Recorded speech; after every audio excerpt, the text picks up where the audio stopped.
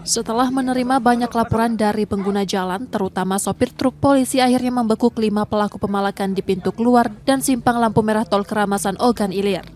Para pelaku ditangkap saat memantau kendaraan yang keluar dari tol dengan barang bukti uang hasil pemalakan senilai Rp95.000 dan 4 unit telepon genggam.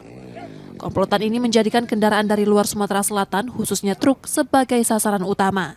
Dengan modus berpura-pura mengatur arus lalu lintas, mereka meminta uang secara paksa dari para sopir, bahkan disertai ancaman atau memukul badan kendaraan jika permintaan tak dipenuhi.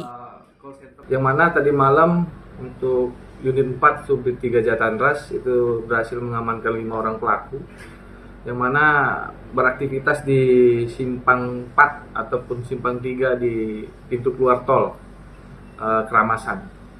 Adapun barang bukti yang diamankan itu sebesar uang Rp95.000, kemudian 4 unit handphone, yang mana pelaku dengan modus berpura-pura mengatur di lampu merah ataupun di simpang 4. Kelima pelaku kini masih menjalani pemeriksaan dan ditahan di Polda Sumsel untuk proses hukum lebih lanjut.